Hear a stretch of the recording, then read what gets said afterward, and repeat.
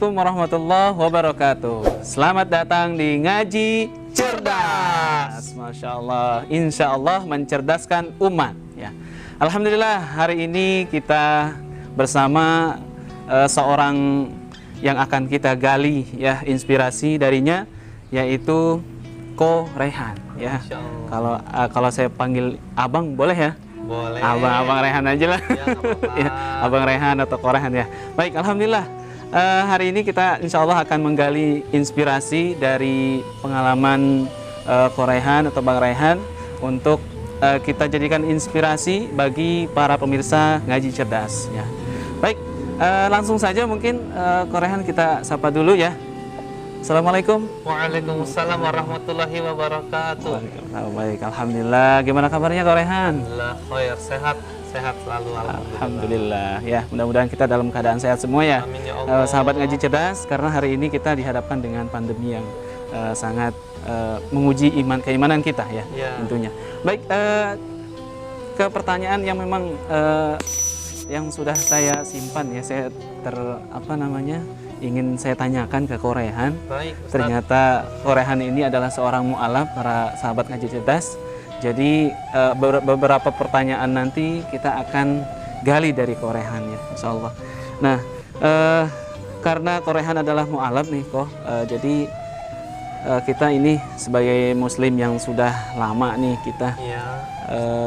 terutama pemirsa Ngaji Cerdas ya, sahabat Ngaji Cerdas yang sudah beragama Islam yang sudah lama ini ingin mendengarkan bagaimana sih pengalaman dari Ko Raihan. Yang pertama mungkin yang kita tanyakan adalah kenapa Ko Raihan memilih Islam gitu.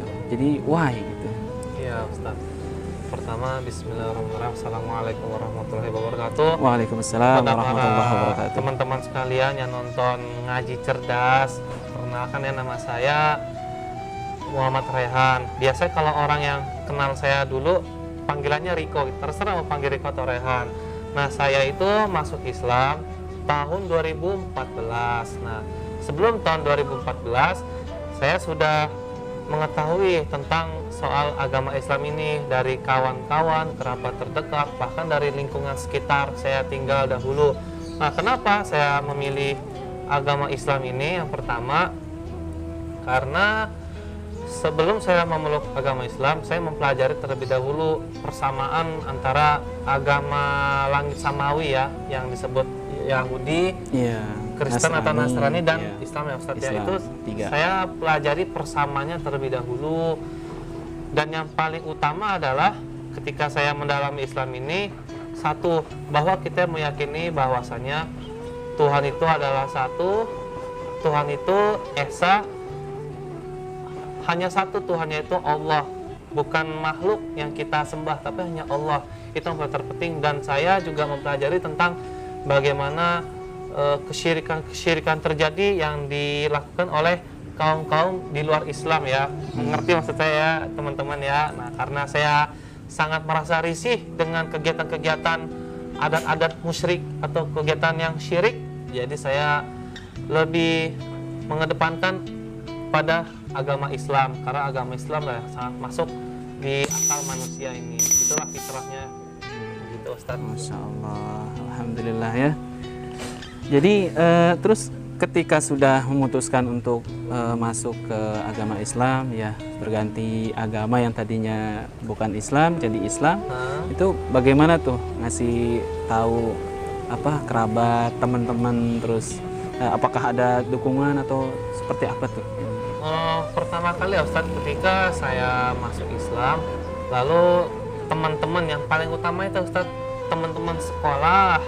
Teman-teman sekolah itu kan rata-rata mayoritas semuanya Nasrani Ustaz ya. Nasrani. Itu semua pada shock, kaget gitu. Banyak yang nggak suka, jujur aja, banyak yang nggak suka sama saya karena kenapa kok malah meninggalkan agama terdahulu. Bahasa mereka itu, kenapa kok kamu murtad dari Nasrani gitu. Kenapa malah memilih agama Islam. Nah, terus setelah pertanyaan itu, lalu saya mulai menyampaikan dakwah Ustadz. Tetapi inilah yang ingin saya jelaskan. Kenapa kok ketika saya masuk Islam, saya memberanikan diri berdakwah kepada teman-teman yang bukan Islam. saya malah dijauhin Ustadz. Masya Allah. Karena cara saya itu adalah secara berapi-api, maksudnya ini saya menyerang mereka gitu. Oh gitu. Yang saya ketahui ketika saya tahu agama Nasrani ada kekeliruan dalam kitab-kitabnya itu untuk pembahasan kekeliruan atau ada yang kekeliruan yang keburukan, jangan tanya saya teman-temannya, itu ada ustadz yang lebih ahli lagi. Saya cuma menjelaskan secara gamblangnya aja teman-teman. Jadi ketika saya menjelaskan kekurangan-kekurangan agama yang saya dahulu anut dan yakini, teman-teman tuh malah nggak suka sama saya, malah menjauhi. Nah disitulah saya mulai introspeksi diri, mulai muhasabah diri, bagaimana caranya bisa mendakwahkan Islam kepada teman-teman, tapi teman-teman itu mau menerima walaupun mungkin mereka belum diberi hidayah oleh Allah, dengan cara mengedepankan akhlak dan adab yang mulia seperti yang Rasulullah SAW lakukan pada kaum-kaum terdahulunya yang non-muslim. Misalnya dengan membantu mereka yang non-muslim kesusahan, kita tolong, kita bantu. Itu lalu menjelaskan akhlak-akhlak mulia Nabi, menjelaskan sejarah-sejarah di keislaman pada zaman Nabi Rasulullah SAW gitu Ustaz. Dengan adab dan akhlak, dengan akhlakul karimah, dengan kata-kata yang lembut, santun, sopan pada mereka. Tanpa saya membicarakan ilmu Islam, mereka udah melihat Islam dari kita sendiri Ustaz. Begitu. Berarti itu udah pengaplikasian Islam berarti sebenarnya. Iya, pengaplikasian Ustaz, betul. Masya Allah. Saya juga teringat di firman Allah itu yang berbunyi, yang artinya itu ketika kita memberikan nasihat, dakwah itu dengan mau'izah hasanah. Jadi nasihat yang benar-benar mau'izah itu lebih kepada lembut, kelembutan dengan cara yang baik. Hasanah itu kan baik ya. Hasanah itu kebaikan dengan baik. Jadi memang inilah adab Islamnya. Saya terkejut tadi Korehan baru mengenal Islam dan beberapa kali dakwah. Memang di awal ya agak ada penolakan ya, ada penolakan karena memang caranya mungkin belum tepat tadi ya. Nah setelah tahu caranya yang tepat ya alhamdulillah ya banyak yang mendengarkan. Masih belajar juga, belajar juga teman-teman. Ya proses ya, ini sebenarnya adab dakwah ya, adab ketika dakwah. Nah ini yang jadi kekurangan sebenarnya di kaum muslimin itu ketika berdakwah itu ada sedikit adab yang tertinggal memang. Ini PR kita ya kok ya, kita nanti belajar bersama Masya Allah ya. PR saya sendiri. PR kita juga begitu. Nah baik, yang ingin saya tanyakan berikutnya, Masya Allah tadi terinspirasi sekali. Terus ketika di Islam ini kan ada ajarannya, ada aturannya gitu ya. Seperti di agama sebelumnya ada beberapa aturan ya kan. Mungkin banyak yang belum menjalankan saja gitu. Nah di Islam juga sama.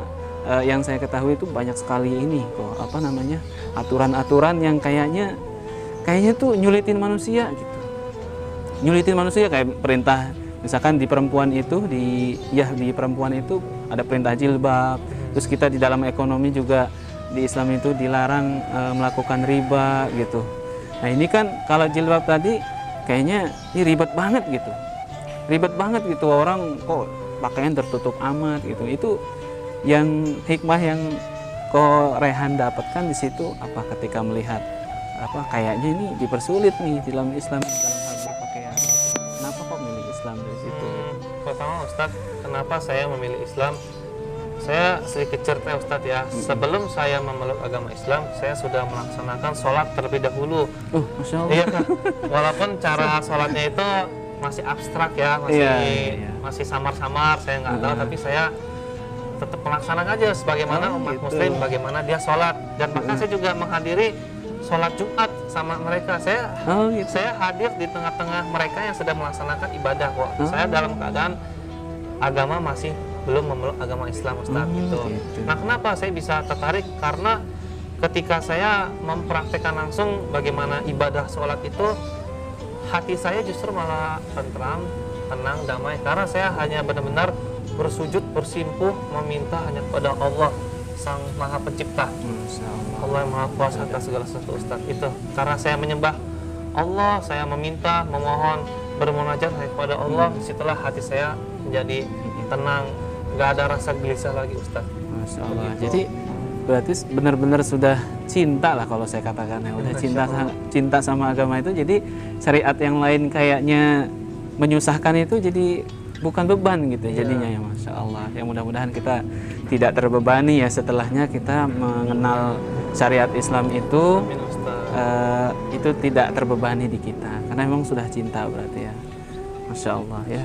Ini cinta kepada Islam ini yang jadi penting gitu ya. Jadi para sahabat ngaji cerdas ini yang mungkin kita ambil hikmahnya ya, Masya Allah, ketika cinta seorang hamba terhadap penciptanya ya, terus terhadap apa yang menjadi ajarannya yaitu dalam Islam gitu. Nah itu tidak ada yang membebani ya, tidak ada beban jadinya, Insya Allah ya. Nah seterusnya nih, selanjutnya yang ingin saya tanyakan nih kok, di Islam itu kan ada tokoh-tokoh ya, seperti Rasulullah gitu ya, tokoh pertama dalam Islam itu.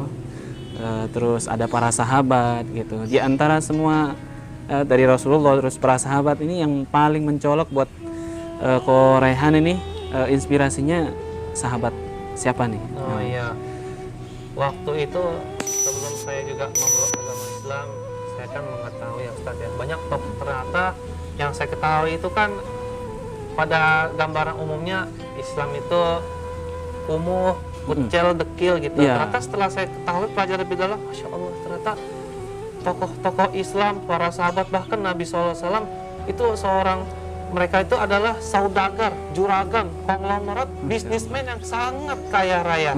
Nah itulah yang saya pelajari, dan ternyata ketika saya mempelajari para tokoh-tokoh Islam terdahulu, ternyata ada satu sahabat yang saya ketahui bernama Utsman bin Affan. Masya Allah, Utsman bin Affan radhiyallahu anha. Nah, kenapa beliau? Karena beliau adalah salah satu konglomerat pada masanya di zaman Rasul. Beliau berdakwah dengan menggunakan segenap hartanya, jiwa raga harta untuk dakwah Islam ini, Ustaz. Bagaimana beliau punya harta yang sangat banyak sekali dia keluarkan untuk Islam, untuk pelana, untuk onta, untuk kuda, untuk pakan kaum muslimin, untuk semuanya itu, Masya Allah, luar biasa sekali. Dengan banyak harta beliau bisa berjihad, dengan banyak harta beliau bisa membangun sarana ibadah untuk kaum muslimin. Bahkan yang saya ketahui Ustaz terakhir itu Utsman bin Affan radhiyallahu anha membeli sebuah sumur yang dimiliki orang Yahudi, dan itu setelah sudah dibeli diwakafkan untuk kaum muslimin gratis sampai detik ini, Masya Allah. Sampai sekarang ya ada ya. Pahala jariah sampai beliau udah tiada ya Ustadz ya. Iya, udah ada. Hartanya digunakan untuk wakaf kaum muslimin. Nah itulah sangat menginspirasi. Ya semoga teman-teman semua Allah limpahkan kita dengan harta yang berkah, yang halal. Kita bisa dengan harta tersebut, kita bisa untuk berjihad di jalan Allah, untuk membangun masjid, untuk membangun kampus yang mendukung sarana agama Islam. Mungkin gitu Ustadz ya. Kita perbanyak kontribusi kita lah ya. Iya, untuk Masya Allah, Islam itu, Masya Allah. Nah, Masya Allah, ini cita-citanya ini Ko Raihan luar biasa nih. Enggak, saya untuk mengikuti ya, setidaknya ini saya katakan nih, Ko Raihan ini ingin mengikuti Utsman bin Affan berarti. Kalau udah terinspirasi kan mengikuti jadi kan gitu, Masya Allah ya. Nah baik, Masya Allah. Kalau ini nih Ko Raihan, jadi kalau Ko Raihan diberikan kesempatan oleh Allah Subhanahu Wa Taala itu untuk keluar negeri gitu, mungkin Ko Raihan pernah ya keluar negeri. Untuk sekarang ini nih, dalam waktu akan mendatang ini dikasih kesempatan oleh Allah untuk keluar negeri, negeri mana yang Ko Raihan akan ini kan, apa namanya, kunjungi gitu, seperti itu. Yang paling pertama Ustaz ya, ke Mekah dulu, ke Mekah dulu ya teman-teman ya, ke Arab Saudi, ke Mekah, Madinah, Palestina. Gitu. Saya sangat berharap sekali. Alhamdulillah ya, semoga Allah mudahkan bisa ke Mekah ya Ustaz. Terus setelah ke Mekah bisa umroh, bisa ke Madinah, bisa ke Masjid Nabawi, bisa ke Palestina juga, mengunjungi saudara-saudara seiman kita di sana ya, teman-teman. Insya Allah. Karena kita tidak hanya berislam itu tidak hanya untuk diri sendiri ya Ko ya. Jadi kita untuk memikirkan saudara kita yang di luar sana juga gitu ya, karena sama-sama Islam gitu ya. Masya Allah. Nah baik, Ko, mungkin itu saja mungkin yang bisa saya tanyakan ya, ingin saya gali ke Ko Raihan. Jadi mudah-mudahan apa yang kita dapat dari Ko Raihan tadi, para sahabat ngaji cerdas, mudah-mudahan menjadi inspirasi kita, ya, dan menjadi pendorong bagi kita bagaimana Korehan luar biasa mengidolakan seorang yang dermawan tadi ya, yaitu Utsman bin Affan, dan sampai hari ini ya kedermawanannya itu masih tersisa, bisa dilihat bentuk fisiknya, yaitu sumur Zam-Zam itu ya. Masya Allah ya. Nah, untuk itu teman-teman ngaji cerdas yang dirahmati Allah, cukup dulu ya kita berbincangnya dengan Korehan. Mudah-mudahan syukron jazakumullah khairan katsiran Korehan. Baik, untuk itu teman-teman ngaji cerdas kita tutup. Al-afu minkum. Assalamualaikum warahmatullahi wabarakatuh.